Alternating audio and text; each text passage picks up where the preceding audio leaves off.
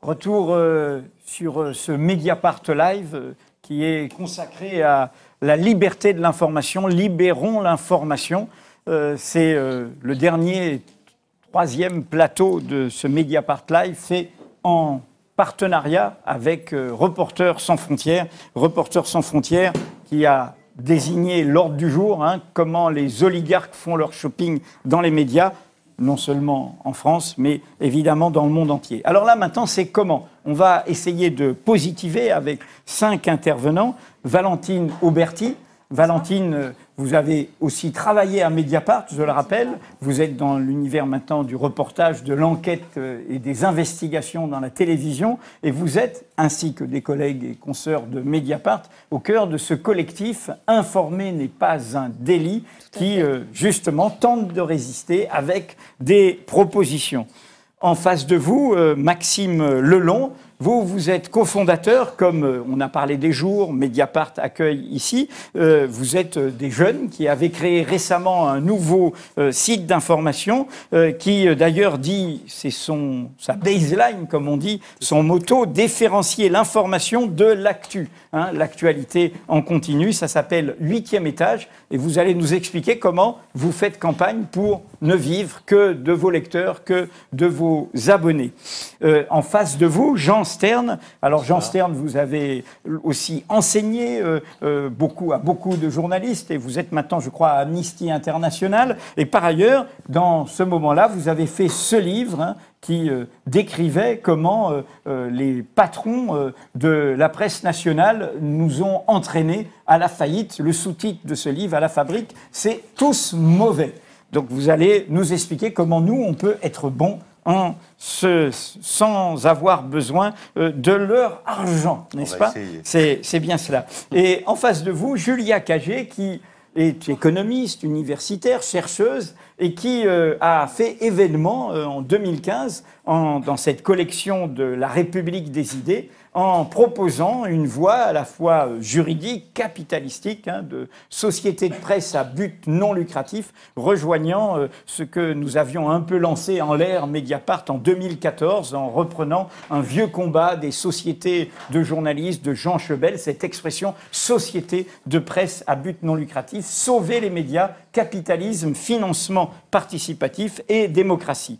Et enfin, le local de l'étape, Laurent Mauduit, cofondateur de Mediapart. Et l'une des raisons de ce live, c'est la sortie chez Don Quichotte de ce livre qui réunit au fond tout ce que nous disons pendant ces heures, main basse sur l'information, qui fait l'état des lieux. Alors Laurent, on ne va pas refaire le descriptif de la catastrophe, mais on va peut-être essayer de se dire maintenant quel est ce que tu te dis au terme de ton enquête quand tu parles de démocratie libérale, d'enjeux démocratiques qui concernent pas seulement que les médias. Tu dis au fond, pour sauver les médias, il faudrait sauver toute la démocratie. Bref, comment on trouve la voie du salut?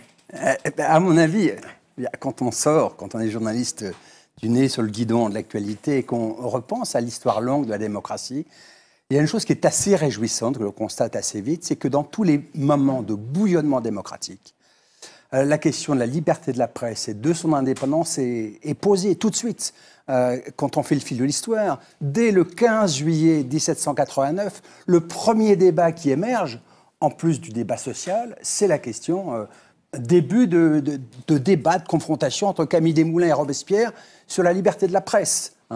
On retrouvera un débat à peu près équivalent entre, d'un côté, Lénine et Trotsky, et Rosa Luxembourg, qui appelle ses camarades russes à être un peu plus soucieux de la liberté de la presse. Et donc, dans notre histoire, il y a eu, je trouve, un moment très très fort, également, où on comprend bien que dans le fonctionnement démocratique, la liberté de la presse est très importante, qu'il n'y a pas de démocratie forte sans des citoyens éclairés, c'est la libération. Et je me dis que dans les difficultés que nous vivons, ça vaut le coup de se repencher un instant. Parce que tout le monde connaît, ou beaucoup connaissent, le programme du Conseil national de la résistance. Il faut une presse indépendante des puissances financières. Mais ce que l'on oublie parfois, ou ce que l'on ne sait pas forcément, c'est que à l'époque, à la Libération, ou dans les mois qui précèdent la Libération, ceci fait consensus. Je veux dire, une bonne partie de la presse française se refondent sur ce principe dans des modalités juridiques distinctes. Le Monde, en 1952, se formera comme un journal probabilité de ses journalistes, modèle que Libération copiera 30 ans après.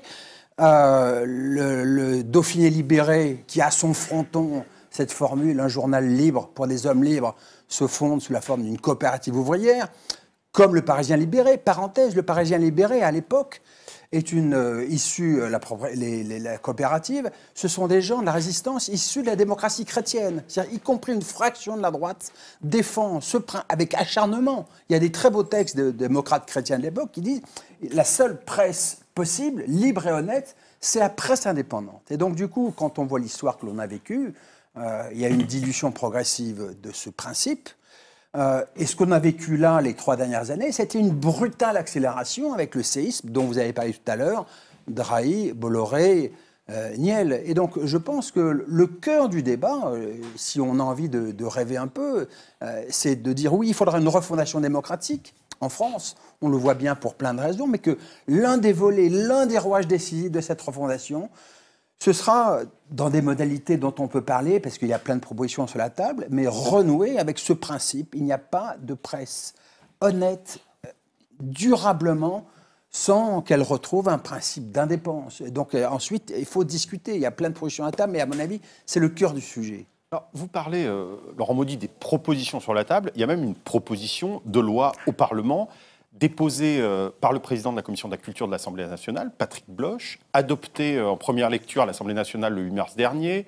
Alors c'est en fait, pour le dire, une proposition qui vise à renforcer la liberté, l'indépendance et le pluralisme des médias, dont je résume en quelques mots les dispositions. Le texte prévoit de permettre une plus grande indépendance des journalistes en leur donnant le droit de refuser toute pression, le droit de refuser de signer un article, de refuser un acte contraire à leur déontologie à leurs convictions professionnelles, formées dans le respect de la charte déontologique, c'est l'expression exacte. Il serait fait obligation aux organes de médias de rédiger des chartes éthiques et d'instaurer des comités relatifs à l'honnêteté, l'indépendance, le pluralisme. Un rôle un peu plus fort serait donné au CSA. En fait, il serait affirmé que le CSA devrait garantir l'honnêteté, l'indépendance et le pluralisme de l'information. Son article 1 prévoit déjà qu'il est le garant de la liberté de communication aujourd'hui. Il y a aussi des dispositions, alors là c'est en dehors de notre sujet d'aujourd'hui, sur le secret des sources. Le Sénat est revenu très largement sur une grande partie des dispositions du texte. Ça revient là le 29 septembre exactement au Sénat, en deuxième lecture, mais le gouvernement affirme, par la voix de la ministre de la Culture, qu'il tiendra bon et que ce texte ira loin. Est-ce que vous en attendez beaucoup? Est-ce que c'est le retour des jours heureux du Conseil national de la résistance? Écoutez, j'ai le sentiment, mettons de côté le débat sur la qualité, l'indépendance et l'honnêteté de l'information à la télévision, notamment sur le service public. Donc laissons de côté le débat sur le CSA, qui est un débat particulier sur lequel j'ai une opinion, mais on pourra...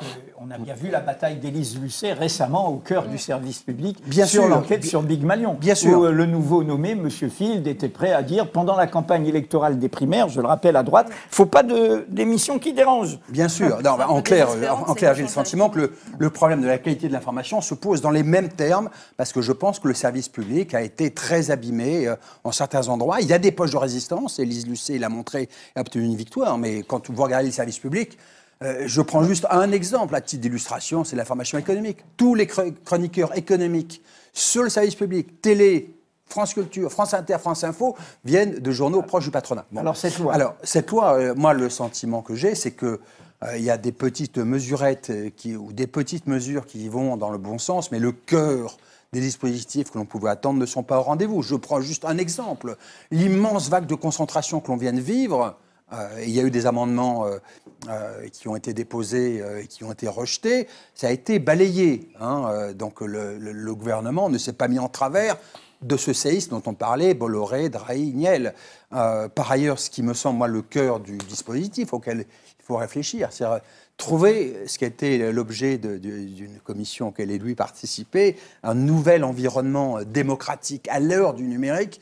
La plupart des propositions ne sont pas au rendez-vous. Et donc, je trouve, si on veut réfléchir aux dispositions nécessaires, il y a beaucoup de propositions sur la table, mais qui ne sont pas dans le projet de loi, que l'on trouve, par exemple, dans notre syndicat professionnel, celui que Mediapart a contribué avec d'autres à créer, le syndicat professionnel de l'information indépendante en ligne. Il y a beaucoup de propositions sur la table. Voilà, mais je pense que ce sont des catalogues de petites mesurettes. Valentine, peut-être, puisque informer n'est pas un délit, a fait beaucoup de démarches. Exactement. Et tout. Quel est votre point de vue et quelle est votre proposition? Voilà, à notre modeste niveau, on a essayé également de peser sur les débats sur cette loi. Et ce qu'on constate, c'est qu'il n'y a rien dans cette loi sur comment nous, journalistes, aux sociétés de journalistes, on peut donner notre point de vue sur une prise de capital, sur des nouveaux investisseurs, sur des rachats, etc., pour éviter cette concentration. Et cette loi ne répond pas du tout à ça. Et puis on voit en plus qu'il y a une offensive hyper forte du pouvoir économique et financier. On l'a vu avec la directive secret des affaires au Parlement européen, qui a été un énorme coup de canif dans la liberté d'informer. Donc ça, ce sont des combats qu'on essaie de mener. Mais il y a des freins qui sont quand même assez forts. Vous avez gagné, c'était le combat sur la question du secret des sources. Oui. Ça. Il y a un combat que vous avez gagné. Partiellement, parce que cette loi sur le secret des sources, elle n'est pas ultra satisfaisante, mais elle a permis de faire retirer le délit de recel pour le journaliste quand on sort des pièces d'instruction, qui sont, elles, couvertes par le secret. Donc, plus le secret des affaires qu'on voulait imposer comme un verrou supplémentaire. Voilà, mais alors sur le secret des sources, effectivement, là, on ne pourra plus être coupable de recel du secret d'instruction.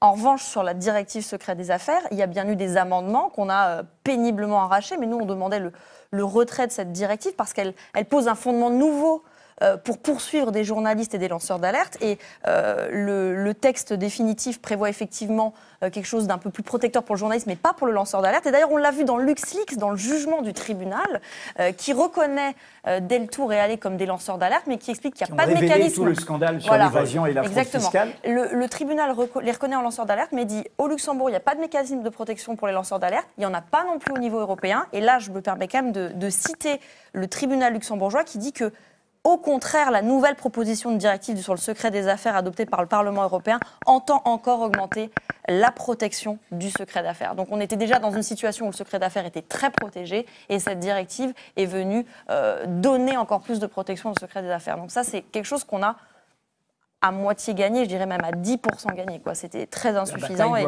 la bataille doit continuer.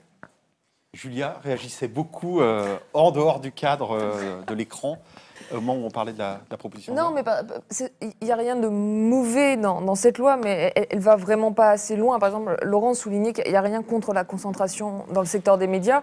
Moi, ce qui m'a frappé, c'est à quel point il n'y a rien pour permettre l'émergence de nouveaux médias indépendants. Leur financement, etc. Tout à l'heure, Edu, vous rappeliez notre combat finalement commun et parallèle pour permettre aux médias d'acquérir le statut soit de fondation, soit de fonds de dotation, puisque c'est le statut, le terme technique qui est utilisé en France pour qualifier ce statut. La proposition que je fais dans mon livre, la société de médias à but non lucratif, je pense que quand on la décrit de par sa simplicité, en fait, elle ne peut apparaître que comme une bonne idée. Et le gouvernement refuse d'aller dans ce sens-là. Donc ça consiste en un actionnariat de journalistes et de citoyens. On a en France une volonté forte des citoyens de financer les médias. Mediapart s'est lancé en partie grâce à un actionnariat de sa société de lecteurs. Tout à l'heure, il y avait Isabelle Robert pour Les Jours. Ils ont lancé une campagne de financement participatif, de crowdfunding. Ça a été un succès, c'est-à-dire qu'en quelques jours, ils ont obtenu plusieurs dizaines de milliers d'euros, plus que ce qu'ils avaient demandé.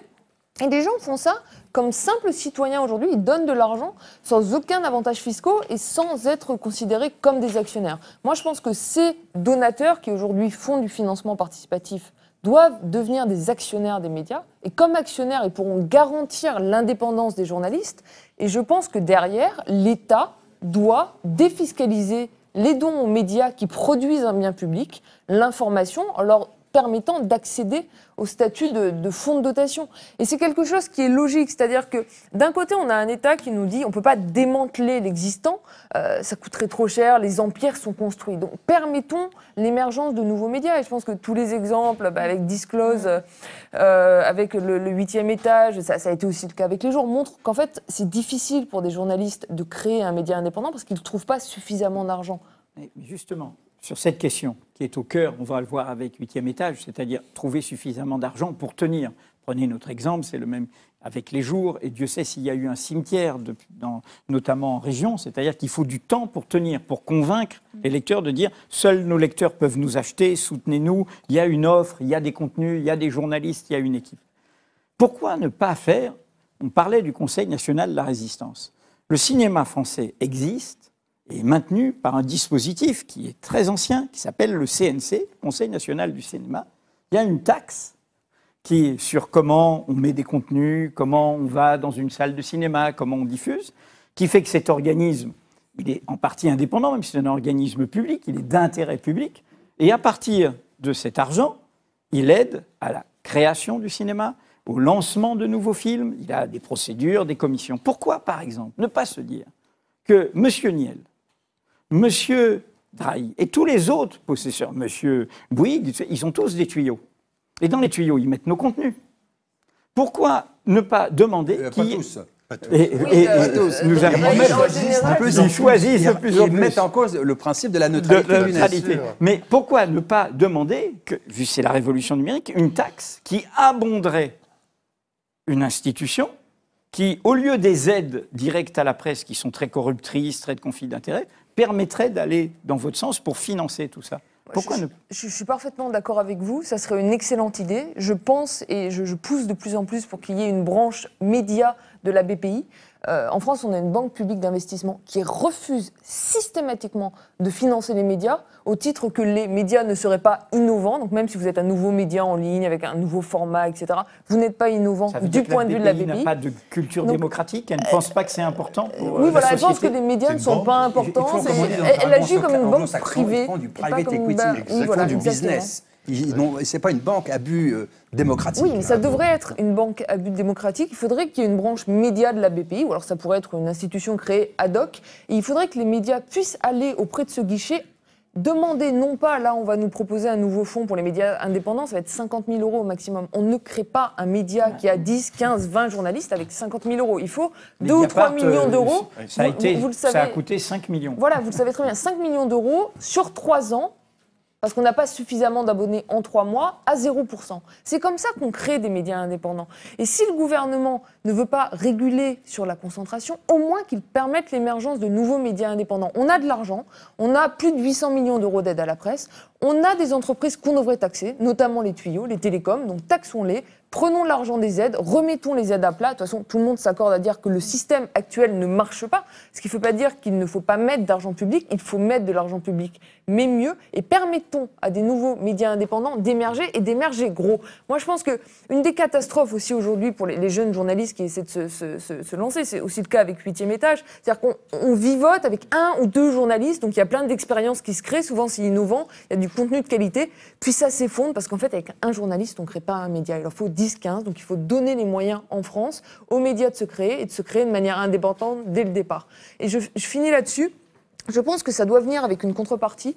Et la contrepartie, c'est de se lier les mains dès le départ dans les statuts pour ne pas avoir des actionnaires extérieurs, notamment des industriels d'autres secteurs comme les télécoms ou autres, qui deviennent à un moment actionnaires et qui ont des droits de vote. Il faut se lier les mains. C'est-à-dire, vous avez l'indépendance et on la finance. Et en contrepartie, vous vous engagez à ne pas recevoir d'argent des actionnaires extérieurs. C'est une valeur qui crée de la richesse. Voilà. Et on parie là-dessus. Ça fait plaisir d'entendre ça. Mais oui, ça fait plaisir. Mais j'avais envie, j'hésitais entre Jean Stern et Maxime Lelon, mais peut-être que Maxime Lelon, en écho, puisqu'il y a des travaux pratiques, vous vous êtes lancé il y a combien de temps, 8e étage? Alors nous, on s'est lancé en mars 2014 et on a lancé notre modèle économique en février 2016. C'est-à-dire qu'on a fait une campagne de financement participatif en octobre 2015. On a levé 17 000 € alors qu'on en avait demandé 15 000. On a 550 personnes qui ont précommandé leur abonnement à ce moment-là. Mais effectivement, et comment on fait pour lancer un média quand on n'a pas d'argent? Eh ben, nous, on doit énormément de services à énormément d'amis, développeurs, graphistes, etc. Après, oui, pour rémunérer les gens, c'est très, très compliqué. Et votre campagne, ce qui nous a frappé, c'est que vous reprenez cette idée, voilà, nous ne vivons que des lecteurs. Alors, notre campagne de financement en octobre, oui, c'est ça. Et là, en fait, voilà, comment on fait pour gagner des lecteurs? Parce qu'on en a eu 550 qui ont précommandé pendant notre campagne sur sur une plateforme de crowdfunding. Et là, on s'est dit, maintenant, ce qu'il faut faire, c'est de la communication, c'est faire en sorte que les gens nous connaissent. Et du coup, voilà, on avait fait cette campagne qui a un petit peu tourné aussi sur Mediapart. Voilà, on disait, voilà, quand c'est gratuit, c'est vous le produit. Qui sont des vérités. Là, on est content à Mediapart, parce que vous savez, quand on a défendu cette idée sur la gratuité, je me rappelle, on était tout seul. Hein.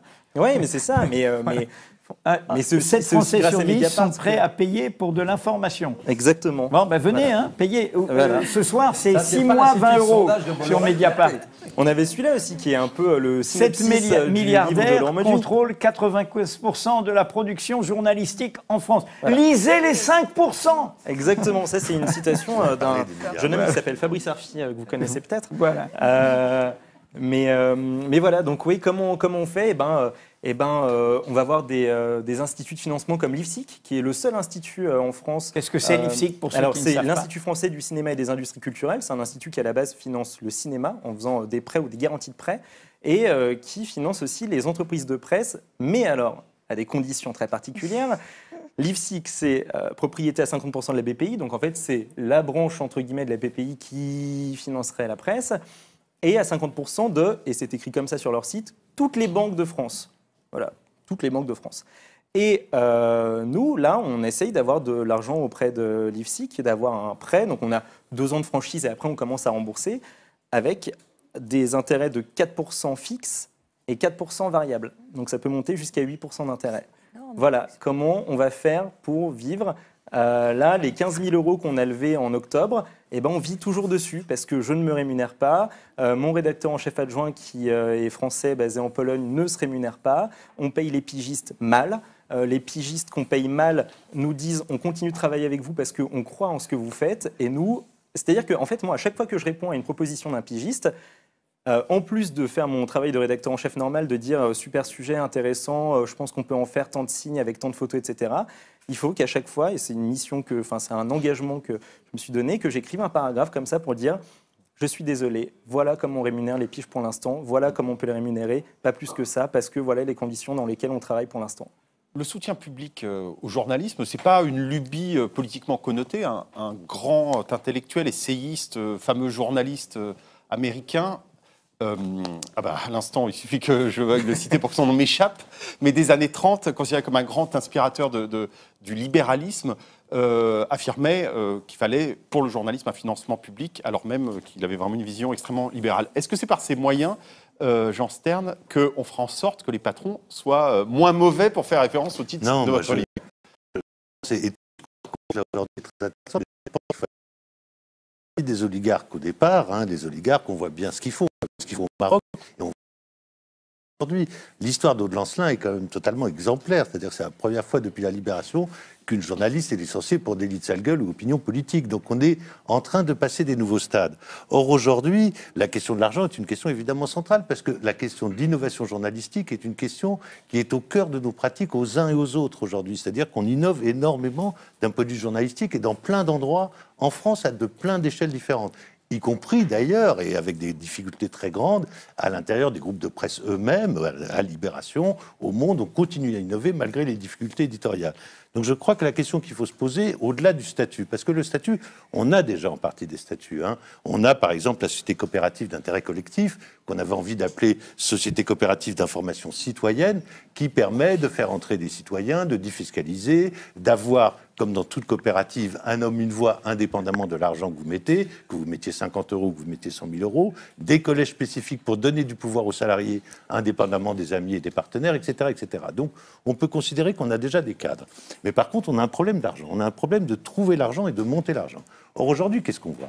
On a des oligarques qui font des bénéfices évidemment considérables, qui ont fait des marges absolument considérables, de 70% pour certains d'entre eux dans la téléphonie et dans l'Internet, avec ce qui était un bien public il y a encore une quinzaine d'années. Les télécommunications, la poste, les transmissions, c'était du bien public. On a privatisé tout ça pour le grand bien de M. Neal, de M. Drahi, de M. etc., qui font de M. Bouygues, évidemment, qui font des fortunes considérables. On pourrait se poser la question, est-ce qu'il faut taxer ? en partie cette ressource-là, ou est-ce qu'il faut la réapproprier et considérer qu'aujourd'hui, il y a une question du bien public qui est posée et qu'en partie, les télécommunications font partie du bien public. J'irai même plus loin, hein. La création journalistique fait partie du bien public pour moi aujourd'hui. Et donc, évidemment, c'est une affaire de tous les citoyens, mais que si on n'a pas cet argent-là, avec lequel, par parenthèse, hein, pendant ce temps-là, on licencie partout. L'enquête de Politis, l'année dernière, sur les pratiques de Free, contredisait à peu près tout ce qu'on lit régulièrement dans la presse, puisque M. Neal met de l'argent absolument partout.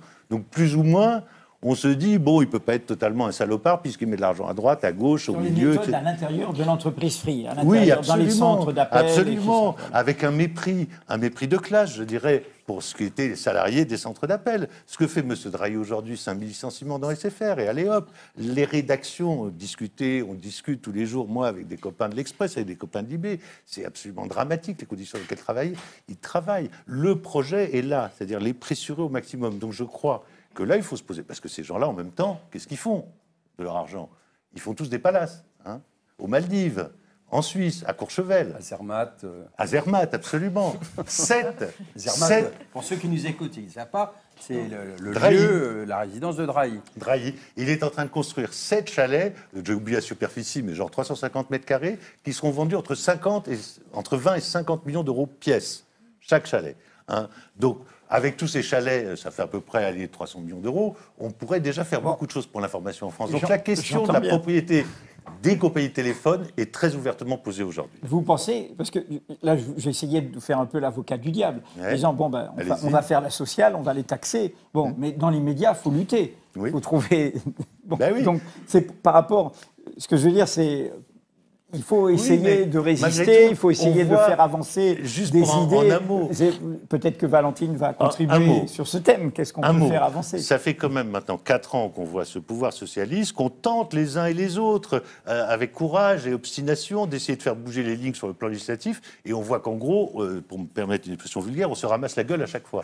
Donc je pense que peut-être, profitons de la présidentielle pour poser d'autres questions. Un agenda de la presse indépendante. Absolument. Même si Absolument. moi, je pense qu'il faut aussi faire confiance aux citoyens et aux lecteurs. C'est-à-dire, d'une certaine manière, Drahi a financé 2 fois les jours. C'est-à-dire, une première fois en licenciant les journalistes qui ont créé les jours et une deuxième fois en laissant pas les journalistes de Libération faire un bon journal. Et donc, les gens vont s'abonner aux jours. Et c'est pareil à Mediapart. Ces médias-là, si on ne donne pas, des bonnes conditions de travail aux journalistes, 2, si on ne leur laisse pas leur indépendance, ils vont s'effondrer parce que les gens vont arrêter de les acheter et ils vont acheter les médias indépendants. C'est là où je pense que la clé aujourd'hui, c'est l'émergence de nouveaux médias indépendants. Valentine. Oui, mais c'est hyper compliqué de faire émerger des nouveaux médias indépendants. Et en ce qui concerne, nous, notre tentative de peser un peu dans les débats, on se rend compte que le rapport de force est hyper compliqué et que c'est qu'une histoire de rapport de force. Donc voilà, moi, je ne sais pas quoi dire. Parce que le collectif, il faudrait peut-être le dire, rassemble des gens qui agissent dans toutes sortes de médias. Le collectif, il est Nous né... y sommes pour Mediapart, mais il y a de nombreux journalistes à titre individuel, de nombreuses sociétés de journalistes, dans plein de rédactions, que ce soit de la télé, de la presse écrite, du web, de la radio. Et ce collectif est né au moment de la loi Macron et de l'amendement qui ressemblait à la directive secret des affaires qui allait plus tard être débattue au Parlement européen. Et donc on tente en amont, quand il y a une loi, la loi sur l'indépendance des médias, la loi sur le secret des sources, de peser dans les textes, et en aval, quand c'est déjà trop tard, de faire la vigie. Sur LuxLeaks, par exemple, sur le secret des affaires, c'était bien entamé, on a essayé de peser. Donc voilà, elle a été retirée, par exemple, de la loi Macron, cette partie secret des affaires. On n'a pas été aussi loin au Parlement européen. Mais voilà, vous croyez à la possibilité aujourd'hui de faire en sorte que des responsables politiques de premier plan se saisissent de ces sujets? Non. À Reporters sans frontières, on met des propositions sur la table, on va en voir. Moi, j'ai le souvenir récent d'un responsable politique de premier plan, candidat à la présidentielle, qui me décrit de manière parfaite le système capitalistique de connivence à la française, de conflit d'intérêts. Et puis j'ai dit, qu'est-ce que vous allez en faire? Il me répond, j'ai une ambition. Ah. Non mais, à mon avis, laissons les ambitions des uns et des autres. L'important, c'est de faire émerger le souhait des citoyens. Dans les débats publics, il y a une attente de la part des citoyens. C'est un petit peu ce que confirme le chemin de Mediapart. Notre succès, c'est d'abord la volonté des lecteurs d'avoir une presse indépendante. Et donc, Moi, ce qui me frappe, c'est qu'il y a beaucoup de propositions sur la table, énormément. Et donc, je trouve qu'on vit une période de débat public importante. Et ce qu'il faut faire émerger, c'est, comment dire, on le dit souvent à Mediapart, qu'il y a eu en 1881 une grande loi, la Troisième République a eu l'énergie et la force, à l'heure de l'électricité, donc de l'imprimerie de masse et donc de la presse de masse, de faire une grande loi démocratique.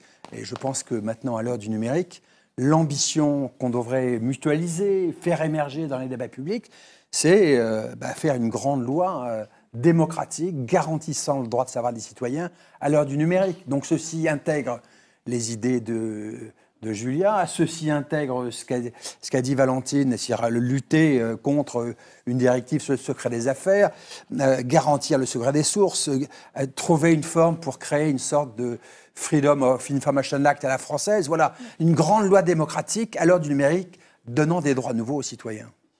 Avant de rendre l'antenne, comme on dit à la télévision, je voudrais lire un très court texte. Enfin, d'abord vous dire que l'intellectuel libéral dont je parlais tout à l'heure, dont le nom m'est revenu, c'est Walter Lippmann. Ah non. C'est Walter Lippmann, qui était journaliste lui-même. Journaliste et essayiste libéral. Alors, un très court texte, je vous dirai après qui est l'auteur. Toute notre tentative serait vaine, c'est un responsable de journal qui parle évidemment, ou même dangereuse, si l'entière indépendance du journal n'était point assurée et s'il pouvait être livré par des difficultés financières à des influences occultes. Faire vivre un grand journal sans qu'il soit à la merci d'autres groupes d'affaires est un problème difficile mais non pas insoluble. Tous ici, nous nous donnerons un plein effort de conscience et de travail pour mériter ce succès, que la démocratie nous y aide. Ce texte, il a été écrit il y a 112 ans. C'est une devinette par un homme Edoui. qu'Edoui cite souvent, et donc c'est mon cadeau de fin que de citer Jean Jaurès. Bien sûr. Il y a 112 ans, et cette Bien problématique, elle était déjà la même, malheureusement. C'est l'éditorial de la création de l'humanité, si je ne me trompe. Exactement. Voilà. Et quand il disait, voilà, je pense qu'au fond, tout ce que les uns et les autres on a dit, c'est qu'il faut faire notre agenda. C'est la formule qu'a employée Jean Stern tout à l'heure. Votre agenda, notre agenda, pas de professionnel, mais agenda de citoyen, puisque comme on l'a dit avec Reporters sans frontières, cet enjeu est au cœur de la démocratie. C'est celui du droit de savoir, c'est celui de la liberté de dire, puisqu'on parle des références historiques, c'est vieux depuis tous les surgissements républicains. D'un côté, on vote, mais on peut voter à l'aveugle, voter pour son pire ennemi, voter pour son pire malheur. Si à côté, on ne sait pas, de façon honnête, loyale, rigoureuse, pluraliste, eh bien, on peut aller vers cette catastrophe. Et cela peut arriver dans les échéances à venir. Donc c'est un enjeu qui est au cœur de la démocratie, qui est un enjeu qui nous concerne tous. C'est une cause commune, un bien commun, et ce n'est pas évidemment un enjeu marginal. Voilà ce qu'on a voulu dire pour ce Mediapart Live de rentrée.